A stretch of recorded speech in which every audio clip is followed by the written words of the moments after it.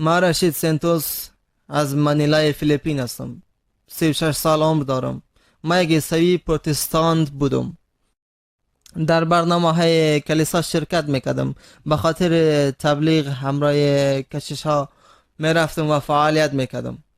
بسیار علاقمند بودم. در مکتب انجیل زیاد میخواندم.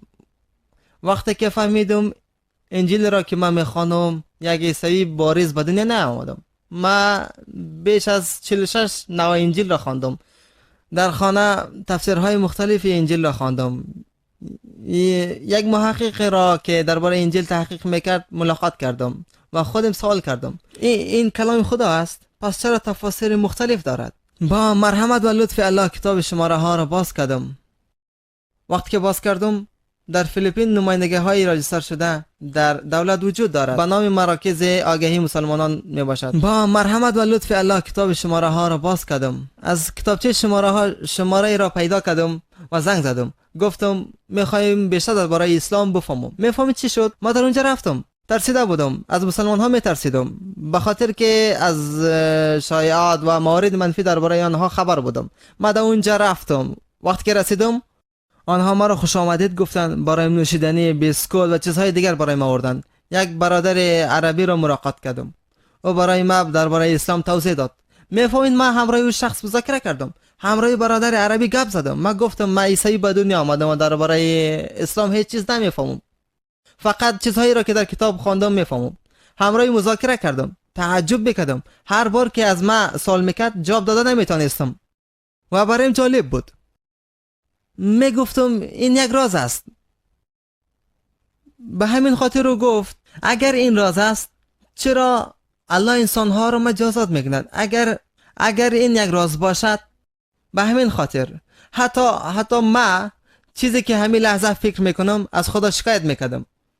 اگر در روز قیامت ما را مجازات میکرد به خاطر که او یک راز را پنهان میکند. حتی ما شکایت میکردم که او خدا چرا ما را مجازات میکنه؟ تو یک راز را پنهان میکنی. ما چطور میشناختم؟ میفهمین؟ مذاکره رو تمام کردم. با سوالات و جواب داده نتونستم. از آن زمان فهمیدم که این دین واقعی است.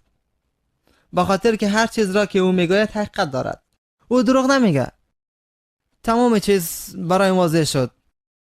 الله با رحمت و بخشش خود ذهن و قلب مرا باز ساخت و هدایت کرد و راهنمایی کرد. در همان روز اسلام را به عنوان دین ابدی خود انتخاب کردم.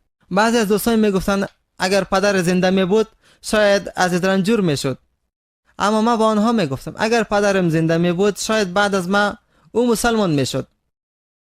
به خاطر که امروز هر قسم که هستم به خاطر پدر خود نیستم. ما شهروندی خود را تغییر ندادم. به خاطر که بعضی مردم میگن اگر مسلمان شوی باید شهروندی خود را تغییر بدی. نه خیر، کارا نکردم. تا هنوز هم فیلیپینی هستم. 100% در فیلیپین میمانم و برای ما جای افتخار است. ما احساس خوشبختی میکنم. هیچ سوالی ندارم. درباره اعتقاد به خدا هیچ سوال ندارم. درباره قداست و والای قرآن هیچ شک ندارم. هر چیز واضح است. هر چیز با جواب خود در دسترس است. خود را آزاد بسازید. مسلمان شوید. خودتان را بشناسید و در پذیرفتن اسلام تأخیر نکنید.